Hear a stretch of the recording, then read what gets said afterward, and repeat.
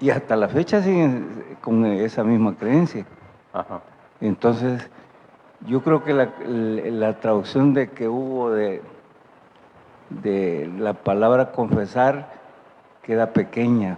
Debería ser, si no nos convertimos, debería ser Sí. más explícita, así tal como usted lo está diciendo, más conceptual y más trascendental en la vida del que quiere seguir a Cristo, de los que Sí. queremos seguir a Cristo. Sí, porque en el Antiguo Testamento el pueblo israelita creyó que ser pueblo de Dios era una cuestión de etnia, era una cuestión de cultura, de etnia, o como decíamos en el siglo pasado, de raza. Y no es nada de eso. Nunca fue así, nunca. O después en el tiempo pensaron que el cumplir los rituales me garantizaba ser pueblo de Dios, y no tampoco. Eso no me garantiza nada. Usted puede diezmar, pero eso no le garantiza nada. El ser salvo no le garantiza diezmar. Un salvo, a consecuencia de eso, es que puede entonces ofrendar o diezmar, pero a consecuencia de, no por venir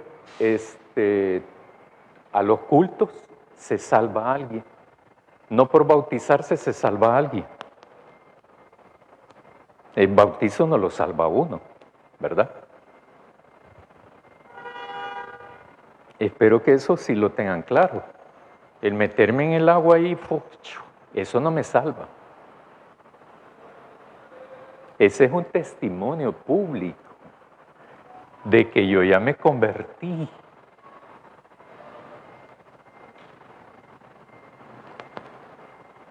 ¿A través de quién es que uno se salva? De Jesús, ¿verdad? Eso no hay que perderlo. Entonces, y como dije anteriormente, uno es convertido, entonces uno puede decir que es salvo. Si es convertido, y eso lo sabe uno. Si uno se ha convertido, no lo sabe uno, pues. Yo sé si me he convertido o no. Ustedes saben eso. No, que tal vez al final, ¿verdad? En el último minuto. Pero ¿y qué es conversión? Eso tiene que ver la vida. Formas de pensar, de actuar, de comportarnos. Eso es conversión. No es que te arrepientes solamente. En el creer aparece esa teoría teológica que dicen a uno, ¿verdad? Uno tiene que confesar los pecados, arrepentirse de los pecados y pedir a Jesús su perdón. Entonces después se da la onda de la conversión. Pero seguimos siendo los mismos. Así vamos a morir, ¿verdad? Dígame. En un sentido sí, en un sentido no. La conversión es la transformación de mi forma de ser. Eso es convertirse. Dejar la forma anterior de ser. Y adopto una nueva forma de ser. Esa nueva forma de ser tiene que ver con los valores del reino de Dios. Y eso uno lo aprende en la lectura y el estudio de la palabra. Esa es una conversión. Esa conversión, entonces sí yo puedo decir que soy salvo. Pero antes de eso, ¿por qué no? Si no me he convertido. Entonces, ¿cuál es eso? ¿Verdad? Tradicionalmente nos han dicho, usted levanta la mano y ya es salvo. En un sentido sí, pero ese es el inicio de todo. El inicio, porque luego viene la conversión. El nacer de nuevo, dicen otras partes en la Biblia. Esto implica compromiso mío. El de ustedes es esto. Entonces, esto implica un cambio de vida. Que ya no vivo yo, dice Pablo. Exactamente. Y si Cristo vive en mí, ¿qué quiere decir eso? Que yo reflejo a Cristo. ¿Realmente somos así? Dígame.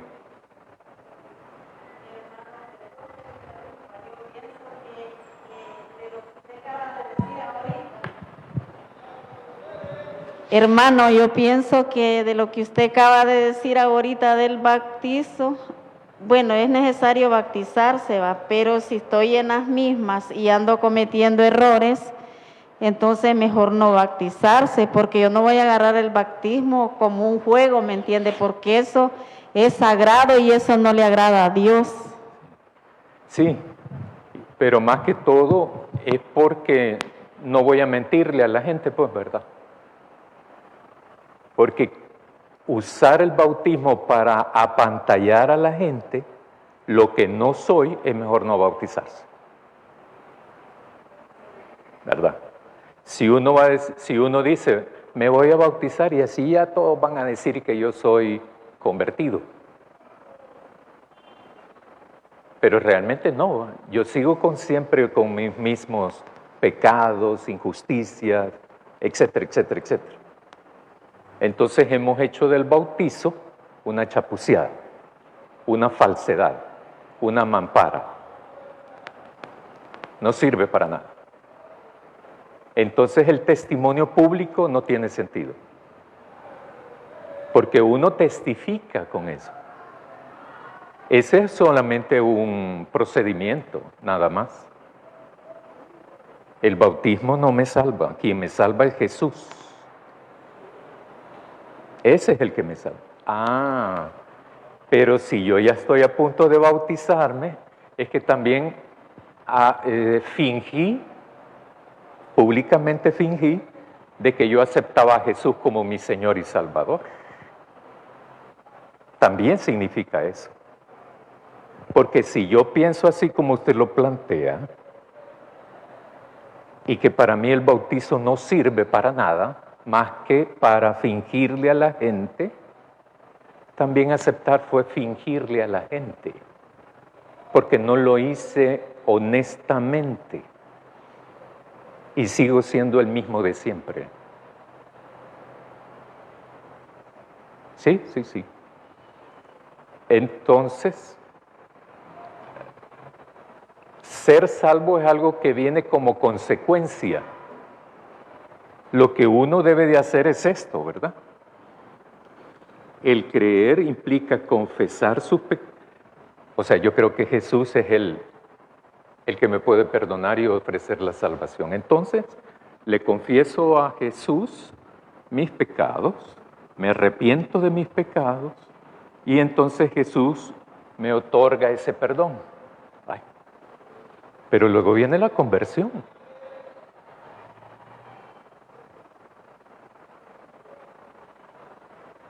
El hacer esto me compromete con Jesús a nacer de nuevo. No es que si quiero, si me comprometí con Jesús hay que cumplirle a Jesús. Si no lo hacemos, es porque hemos hecho una chapuceada de eso también, ¿verdad? Y seguimos con nuestras mismas actitudes, con nuestros mismos pecados. ¿Y por qué? Es que Jesús nos han dicho de que Dios es como es todo amor, ¿verdad? Es una fuente inagotable de amor. Tengan cuidado con eso. ¿Verdad? Si no, estudien la Biblia, pues, y se van a dar cuenta. No es así la cosa. O sea, no puede jugar con Dios, pues. Si nos han enseñado, no a nosotros, sino en términos generales, digo yo, a la iglesia cristiana, Si nos han enseñado de que uno puede pecar y luego arrepentirse, y luego pecar, y luego pedir perdón, y luego pecar, y luego... No, no, no, no. No. Es mejor que uno se ponga claro qué es lo que quiere en la vida, ¿verdad? Si quiere jugar con Dios o quiere ser una persona honesta con Dios. Porque el pueblo de Dios no es de deshonestos, es de personas conscientes, que han llegado a la conciencia de tener uno, de ser pecador y hacer todo el proceso. Una persona salva es una persona convertida.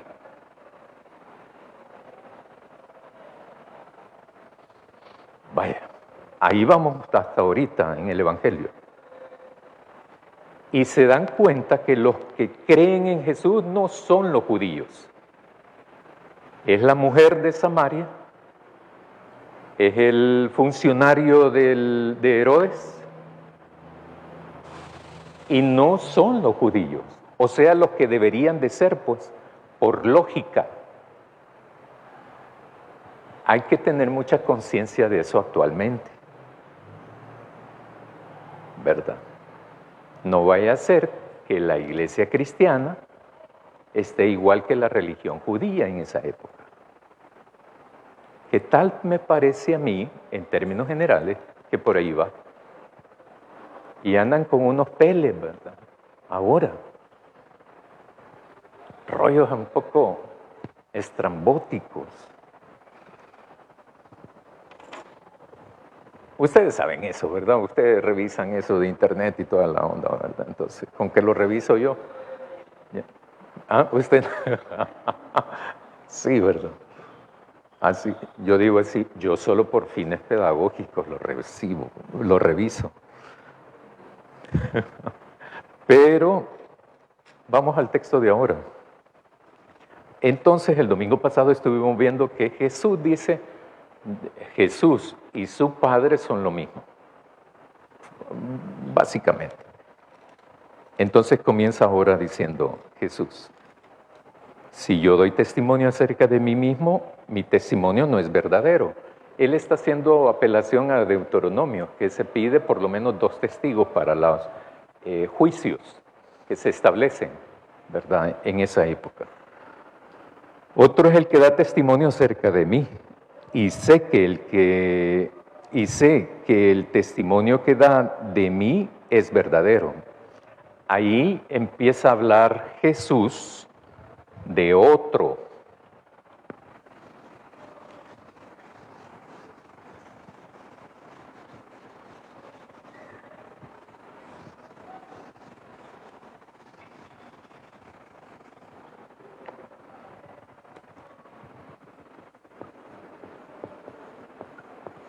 Después, Jesús va a decir quién es ese otro.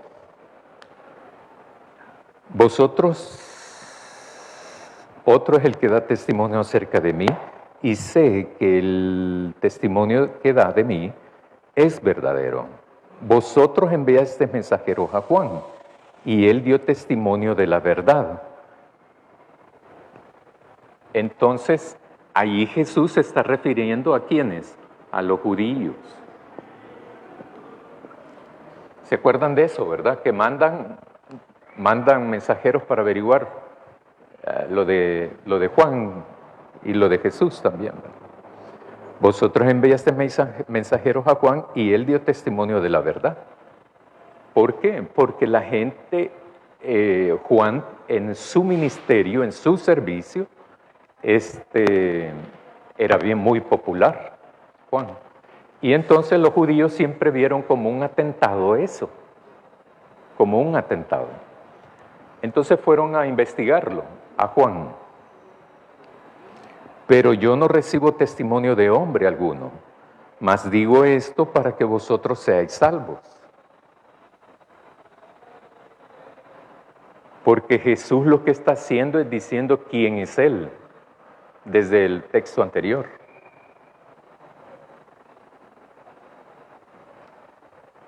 Y es cierto, pues. Lo que estaba haciendo Juan no dio testimonio de Jesús, con nombre y apellido, pues, ¿verdad? Él hablaba del Mesías, Juan, o sea, de la verdad. A eso se refiere. Claro, entonces Jesús está diciendo que este es Él. Juan en un momento determinado, cuando ve a Jesús, dice, este es el Cordero de Dios que quita el pecado del mundo, que lo vimos aquí en el Evangelio. Sin embargo, después manda a Juan, su discípulo, a preguntarle a Jesús, mira, ¿y realmente sos vos o me equivoqué? ¿Por qué? Porque no hace lo que él pensaba que iba a ser el Mesías. Las expectativas. En el estudio de la Biblia hay dos palabras que más o menos suenan igual, pero no significan lo mismo. Exégesis es cuando uno estudia el texto bíblico y saca de ahí un mensaje. Pero hay otro que es eisegesis. Eisegesis es cuando uno le pone un mensaje al texto bíblico.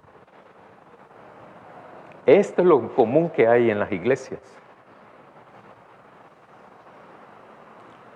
O sea, a veces leemos una palabra y decimos, este texto quiere decir esto.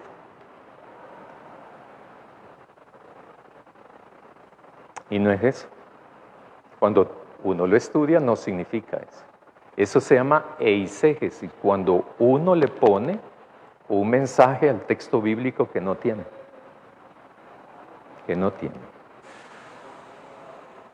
Ya me voy a acordar de un ejemplo para poder ilustrar eso. Él era entonces, dice versículo 35, 34, pero yo no recibo testimonio de hombre alguno, mas digo esto para que vosotros seáis salvos. Él era antorcha que ardía y alumbraba, y vosotros quisisteis regocijaos por un tiempo en su luz.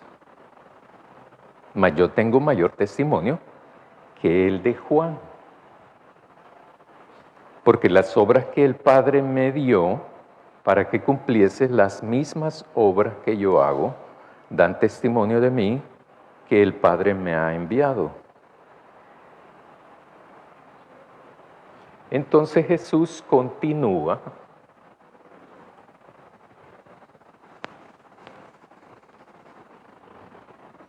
diciendo quién es Él y que lo que Jesús hace es lo que el Padre lo envió a hacer.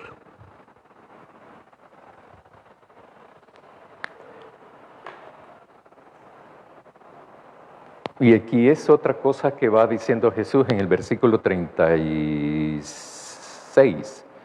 Dice, mas yo tengo mayor testimonio que el de Juan. Eso tiene que ver un poco con lo que dijo anteriormente, de que él no va a recibir un testimonio de ninguna persona, pues. O sea, de ningún mortal, pues. ¿Por qué? Porque es el Mesías. ¿Por qué? Porque Dios no necesita de eso. Y allí uno tiene que ubicarse, ¿verdad? Esa pila de que uno va a retar a Dios, olvídense de eso. Si lo hacen, no lo hagan, ¿verdad? Porque no les va a servir. Por más vigilias, ayunos, oraciones, Dios responde cuando Él dice. Cuando Él dice, de acuerdo a su voluntad. Por eso es que hay mucha gente dentro de las iglesias que vive frustrado, que ¿por qué no me responde Dios? Que ¿por qué Dios no me oye? Dios lo va a hacer. Dios siempre responde, pero Él lo hace de acuerdo a su voluntad. Entonces uno debe de entender, ¿verdad? Uno siempre anda con la urgencia de las cosas. Y yo les decía hace más de un año de que nosotros le pedimos a Dios en tiempo cronos, pero Dios responde en tiempo kairos. Las dos son palabras en griego que significan tiempo.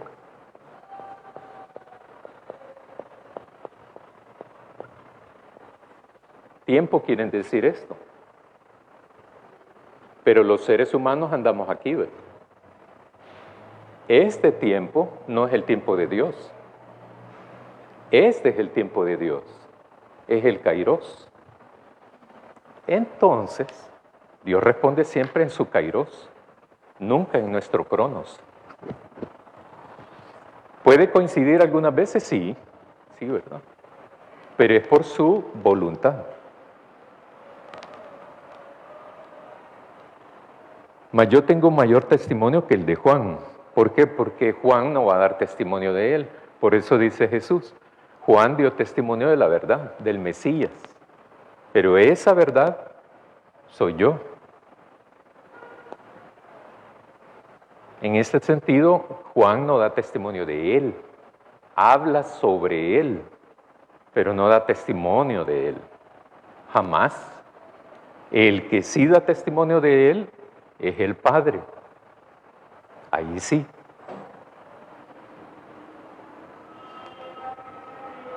También el Padre que me envió ha dado testimonio de mí. Ahí sí lo dice.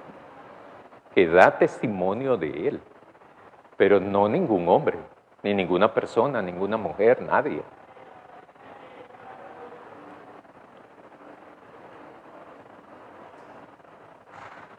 Nunca habéis oído su voz, ni habéis visto su aspecto. Nadie ha visto a Dios.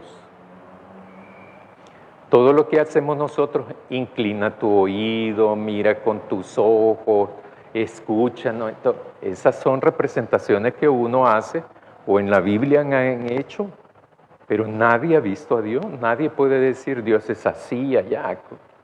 Nadie, absolutamente nadie. Uno le da atributos de ser humano, pero porque uno no tiene esa capacidad de imaginarse qué es, cómo es. Nadie sabe eso, nadie lo ha visto. Hay un texto bíblico que aparece ahí, traducen espalda, pero el hebreo lo que quiere decir es más abajo de la espalda, en hebreo. Y dicen, no, es que si ves a Dios te vas a morir, va. Esas son interpretaciones. ¿Por qué no vamos a morir por ver a Dios? ¿Quién ha dicho eso? Ahí dice, ¿verdad? En un pasaje del Antiguo Testamento. Pero esa es una interpretación.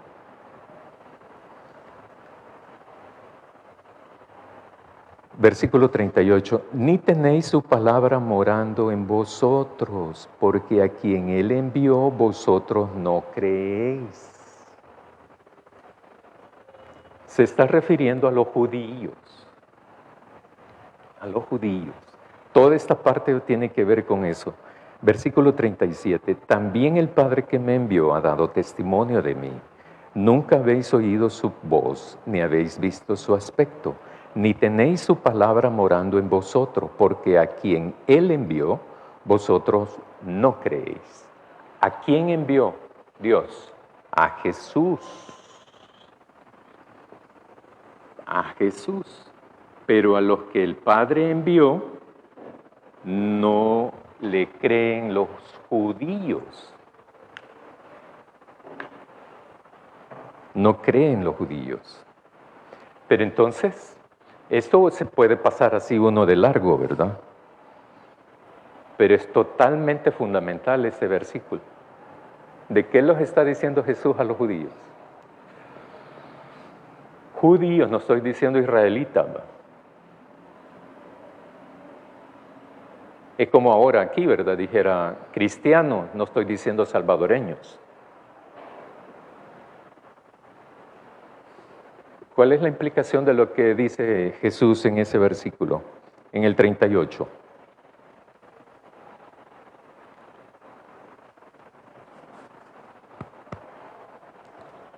¿Cómo lo ven? ¿Cómo lo analizan? Hermana Tania, ya que no quieren voluntariamente. Versículo 38.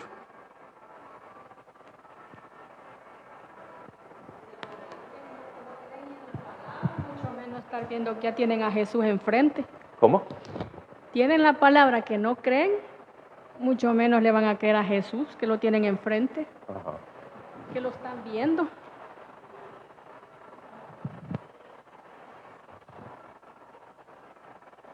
¿De quién está hablando Jesús en el 37? ¿De él o de quién? De Dios, Ajá. del Padre, que Ujú. porque no tienen la palabra de Dios morando en ellos, Exacto, por eso no creen en Él. exacto. Ajá. Pero es contundente. Le está diciendo a los religiosos, a los judíos. Es como que nos dijera a los cristianos lo mismo. ¿Cuál es la implicación de eso?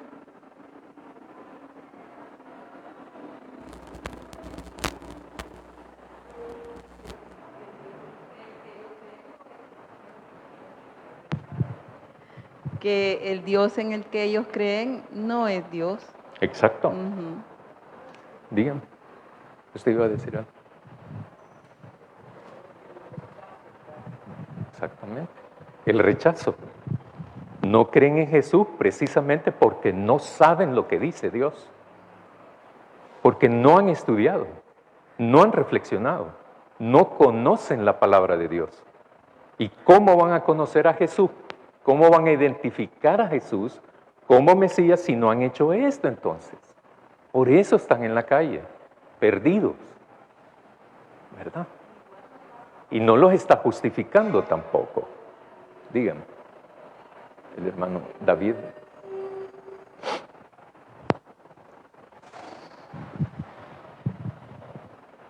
Creo que para Jesús era un momento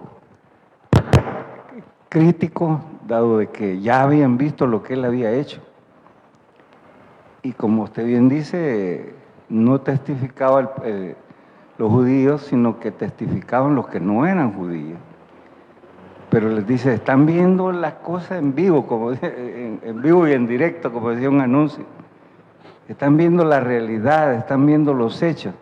Pero ellos se aferraban a las escrituras. Y como para ellos la Torá y todo eso era la palabra de Dios, cuando muchos de ellos bien sabían que parte de ellos, por ejemplo, el Deuteronomio había sido escrito por sacerdotes, y creían más en lo que decía un sacerdote, otros que habían escrito, pero que no sabían si era realmente cierto, pero creían más en ellos que en lo que estaban viendo. Y muchas veces pasa en la actualidad, como ustedes, repito sus palabras, muchas iglesias caemos en eso, nos ponemos a estudiar, pasamos a iglesias que tienen culto todos los días, estudian todos los días y todo, y estamos pendientes del Antiguo Testamento y del Nuevo, pero los memorizamos, pero en la hora de actuar hay una lejanía. No hay esa conversión y lo estamos viendo en vivo, pero siempre vivimos apegados a la letra, y eso creo que es lo que Jesús les decía, me están viendo y todavía están apegados a la letra. ¿Qué más quieren? Sí. Y está diciendo precisamente de que ellos tienen la palabra, pero la palabra no vive en ellos. Y después utiliza un ejemplo más adelante de Moisés.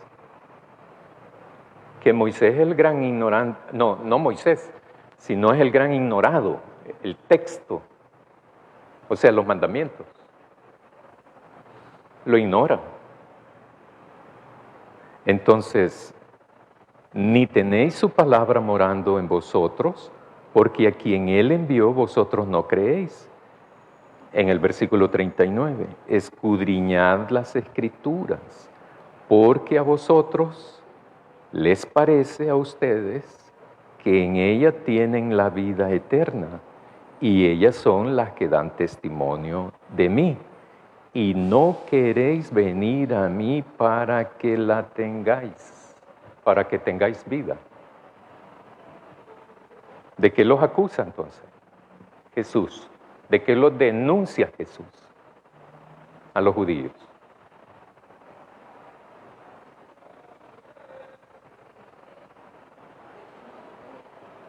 Sí.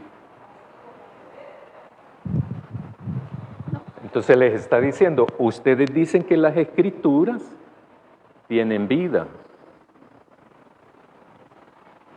pero como no las estudian, no la tienen. O sea, no son pueblo de Dios, pues.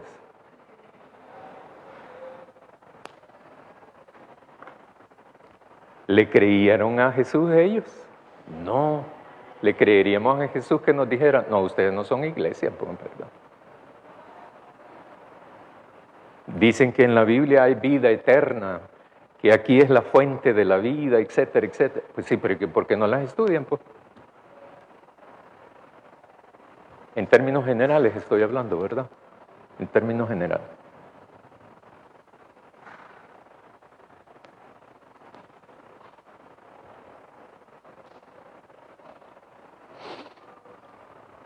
Estudien las Escrituras, en otras palabras, porque a vosotros les parece que en ellas tienen vida eterna, y ellas son las que dan testimonio de mí. O sea, si hubiesen estudiado la ley, o sea, los mandamientos, el mensaje de los profetas, entenderían quién es Jesús, supieran quién es Jesús. ¿Saben ustedes que en términos generales la iglesia cristiana de quien menos se predica es de Jesús? Fíjense. Se menciona, pero no se estudia.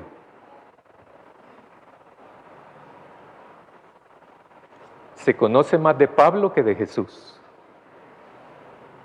Se predica más de Pablo que de Jesús. ¿Por qué? ¿Por qué ignorar a Jesús tanto? ¿Consciente o inconscientemente? ¿Por qué? Entonces, vamos más adelante porque ya... Y no queréis venir a mí para que tengáis vida. Entonces Jesús, ahora se está poniendo Jesús igual que la Escritura, ¿verdad?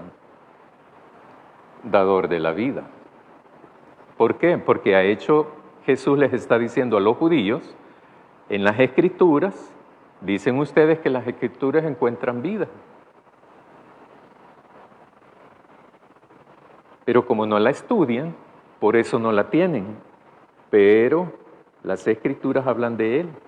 Y entonces Él es el dador de la vida. Ya no en la Escritura, sino en Él. Y entonces Él se pone como el dador de la vida. No queréis venir a mí para que tengáis vida. Gloria de los hombres no recibo. ¿Qué es eso de gloria por los hombres? ¿Cómo lo interpretan ustedes? Aquí cuando uno dice cómo lo interpreta no hay errores, ¿verdad? Porque solamente son interpretaciones. ¿Qué es eso de gloria de los hombres? ¿Cómo? Adulaciones, ¿verdad? Esto de que la gloria y el poder y la... no va. No. Jamás pidió Jesús eso. ¿Por qué lo hacemos en las oraciones eso? Aquí nunca lo he oído yo eso, ¿verdad? Pero en términos generales sí yo lo he escuchado. Que la honra, el poder y la gloria, ¿verdad? Acuérdense que en el Antiguo Testamento sí aparecen algunos salmos diciendo ese tipo de cosas. Claro,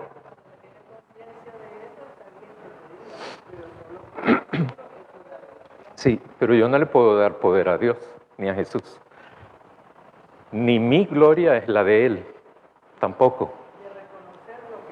Ah, eso sí, claro, claro, claro. Él es el Señor de la vida, ¿verdad? Eso es un reconocimiento. El Dios de la creación. Y mire, ¿vieron las noticias de ayer, en la noche? De las inundaciones de una colonia que ni la han terminado.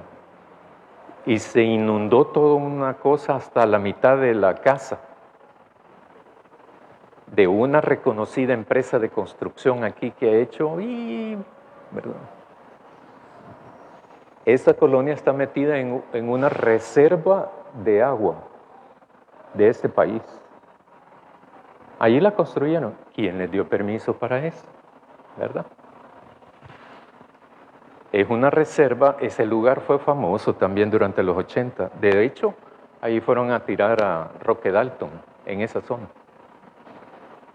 Allí lo fueron a tirar los del ERP. Porque ellos lo asesinaron, a Roque Dalton. Y es una reserva de captación de agua en toda esa zona. Con la tormenta de ayer se inundó hasta la mitad de la casa. Todo eran pasajes. Ellos le llaman de otra manera, ¿verdad? En esa colonia. Pero le suspendió el gobierno, le suspendió ayer mismo los permisos para seguir construyendo en todo el país a esa empresa. Temporalmente, ¿verdad? Por supuesto. Eso va a ser temporal. Porque es una empresa bien conocida, ¿verdad? Que ha financiado también a varios políticos aquí en este país. Entonces, ¿por qué creen? Entonces yo estaba diciendo, Dios, ¿verdad? Dios es el de la creación, etc. Pero mire cómo tratamos la creación, porque es que está lloviendo. Si en esta época no llueve,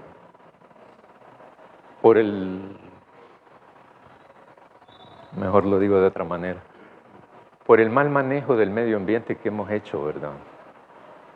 De la creación de Dios. No solo nosotros como individuos, sino también las empresas. 42. Mas yo conozco que no tenéis amor de Dios en vosotros. Versículo 42. Si no les quedó claro a los judíos, ahora les va a quedar claro, ¿verdad? Yo sé que no tienen amor de Dios en ustedes. Más claro no puede ser, ¿verdad? No son pueblo de Dios. Por lo tanto, también ellos tenían que arrepentirse y convertirse. Porque no son pueblo.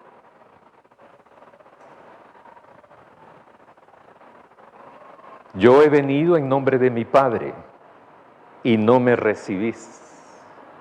Si otro viniera en su propio nombre, a ese sí recibiréis. Miren qué bonito, ¿verdad? A veces pienso en eso en la época actual, ¿verdad? Los apantalladores, ¿verdad? Los embaucadores, los manipuladores. En eso la gente crea hasta la histeria. ¿Se fijan en eso, verdad? A los que les mienten a la gente, a los que les dicen, no, si usted tenga esperanza en esto, ¿verdad? Que no, ya va a ver qué va a pasar. El fin del mundo se acerca ya. Ahí va a ser en tal fecha, y la gente dice, no vaya a ser, ¿verdad? Que me quede, mejor le creo a este hombre o a esta mujer.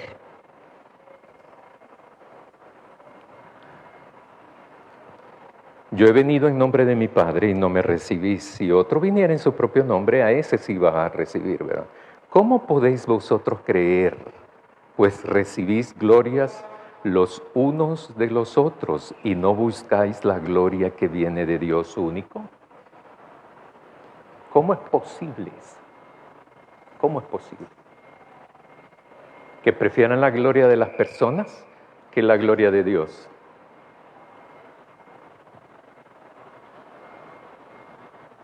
¿Creen ustedes que eso pasa actualmente?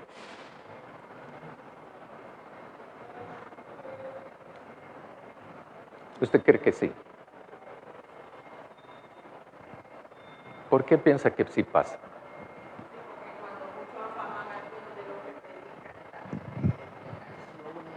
Que aquí en el Taber es demasiado como que honran más a esas personas que a Dios.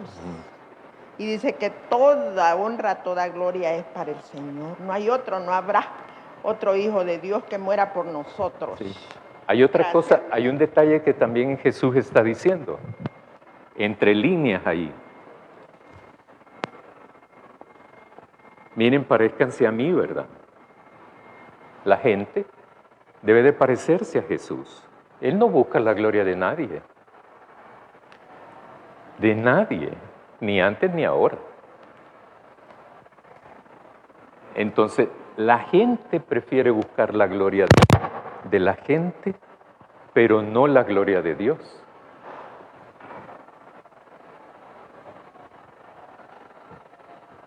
La gloria de Dios no es adulación, ¿verdad? No penséis que yo voy a acusaros delante del Padre. Hay quien os acusa, Moisés, en quien tenéis vuestra esperanza. Porque si creyeseis a Moisés, me creeríais a mí, porque de mí escribió él. Pero si no creéis a sus escritos, ¿cómo creeréis a mis palabras?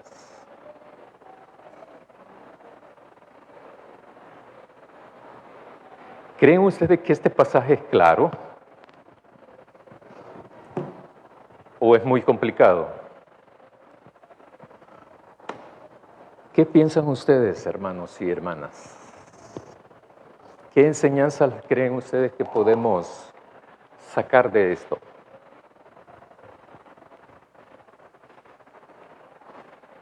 ¿Qué enseñanza podemos sacar? Dígame.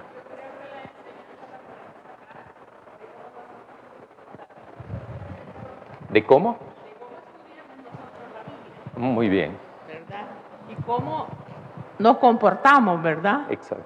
Porque somos testimonio, ¿verdad? Ujú. Si decimos somos cristianos, pues somos testimonio, ¿verdad? Sí. Pero si no estudiamos la Escritura, por ejemplo, yo aquí me he quedado así un poco en las nubes, ¿verdad? Porque ¿Por qué? puedo decir que tenía que estudiar verdaderamente la Escritura, Ajá. ¿verdad? Y eso quiere decir que tenemos que estar constantemente leyendo este libro. Sí. Así nos quedamos todos, ¿verdad? Sí, la verdad que sí. El que diga que no, olvídese. Quizás no está estudiando bien, porque siempre uno va sacando cosas nuevas de esto. Esa es una. Lo otro es como lo que usted dice, todos los días hay que hacerlo. Alguien le va a decir, sí, pero no hay que hacerlo todos los días, ¿verdad? No, hágalo. Depende pues, de uno. Porque cuando uno hace, es que lo que pasa es que cuando estamos hablando de todo esto, esto es para ahora, pero también es para el futuro. Yo siempre digo eso, esto es una cuestión de vida o muerte. No que me voy a morir ahorita, ¿verdad? Sino que cuando me muera voy a necesitar haberme comportado como dice la Escritura. Y allí ya llegué tarde, ¿verdad? Y allí no podemos apelar de que yo no sabía. Ahí sí no. Por eso les digo yo siempre que hay que tener cuidado con esos textos, ¿verdad? Me crean o no, eso es irrelevante. Lo importante es que ustedes tienen que leer, estudiar el texto bíblico para saber dónde estamos ubicados. Si somos pueblo de Dios o no somos pueblo de Dios. El pueblo de Dios es de personas convertidas, o sea, de personas salvas, no de personas que dicen tal cosa.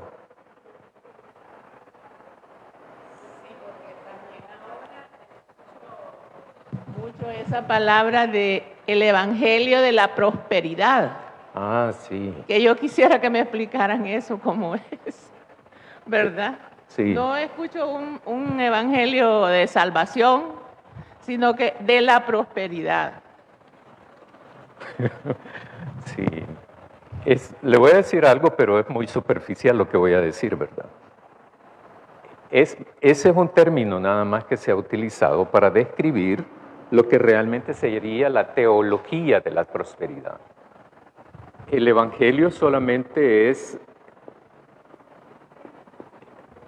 Evangelio quiere decir buenas nuevas, o sea, buenas noticias, que son del reino de Dios.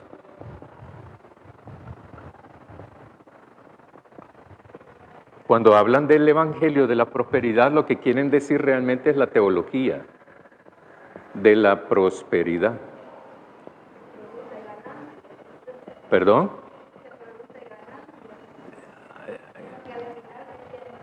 Que es pecado todo eso. Produce ganancia, pero para algunos, no para todos. Van a creer que los pastores que andan en ese rollo, son los únicos que prosperan, ¿verdad?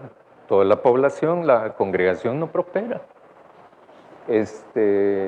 Un ejemplo de eso, ¿verdad? Un ejemplo de eso es cuando le dicen a alguien que califica a la sociedad como una persona pobre. Es pobre por su pecado. Eso es esto. Quiere salir de la pobreza es porque no ha confesado sus pecados. Quiere salir de la pobreza y recibir la bendición de Dios porque la bendición de Dios es económica. ¿Dónde dice eso? ¿Dónde dice eso? Entonces, que la bendición de Dios si usted es pobre, entonces porque no recibe la bendición de Dios. Es que no ora bien, hermana. Es que usted no diezma bien, no ofrenda bien, abundante. Ah, no, pero es que no puedo. De todo, hermana. Y le sacan un texto bíblico de una señora que entregó todo lo que tenía, ¿verdad? ¿Ya ve? ¿Cómo recibió la bendición? ¿De dónde sacan eso? ¿Dónde dice eso después? En ese texto. No, ahí no dice eso. Y entonces, la teología de la prosperidad está basada en lo económico y de hacerle creer a la población de que Dios es un Dios rico, dueño de la plata y del oro, y utilizan manipuladamente, utilizan textos bíblicos, utilizan uno de Apocalipsis donde dice, allá cuando estemos allá, ¿verdad? Vamos a estar en calles de oro, mares de cristal, etc. Entonces, nadie sabe eso, nadie lo sabe, ni en la Biblia dice eso. Hay que estudiar ese pasaje en Apocalipsis para saber eso.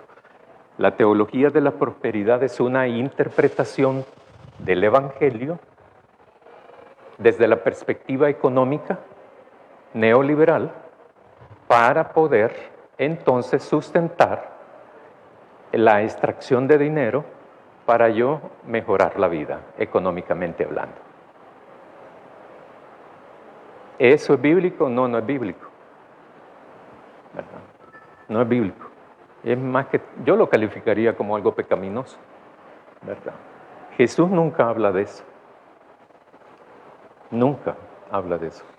Pero podemos hablar en otro momento también de eso, ¿verdad? Más particularmente, medidas que se hacen, etcétera, etcétera, etcétera.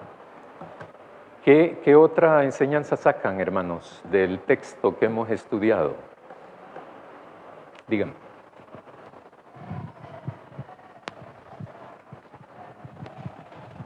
En este pasaje, quien está hablando es Jesús. Sí. ¿Y por qué ha tenido él que dar tantas explicaciones? Porque estudiamos anteriormente pues que los judíos querían matarlo solo porque hizo una sanación, un milagro, ¿verdad? ¿Y cómo podía hacer eso?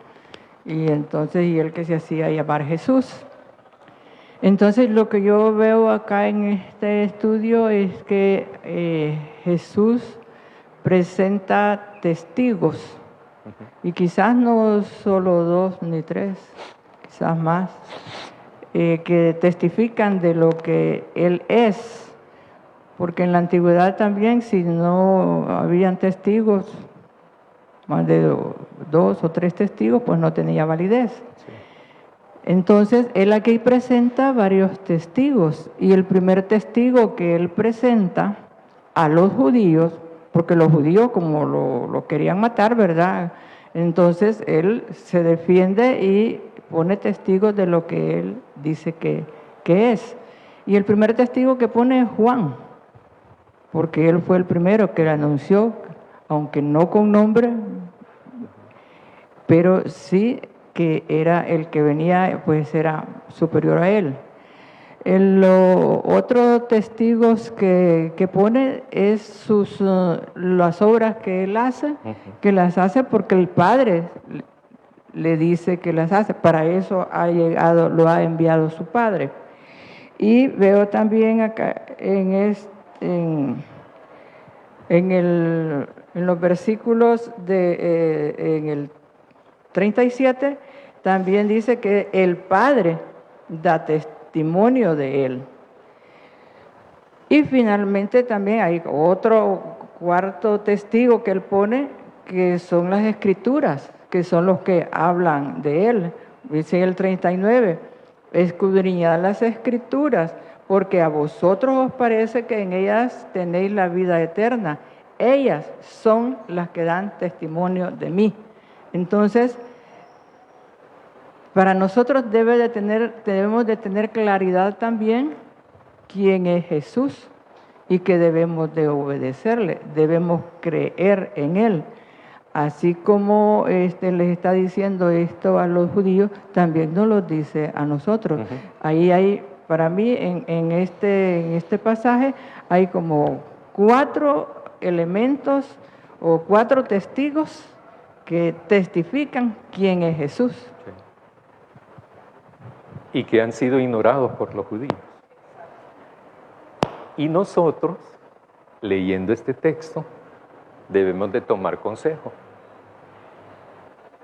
y no caer como los judíos, sino como Dios quiere que seamos. Oremos, hermanos. Querido Dios, te agradecemos por tu ayuda, por tu orientación, por tu sabiduría, por tu salvación.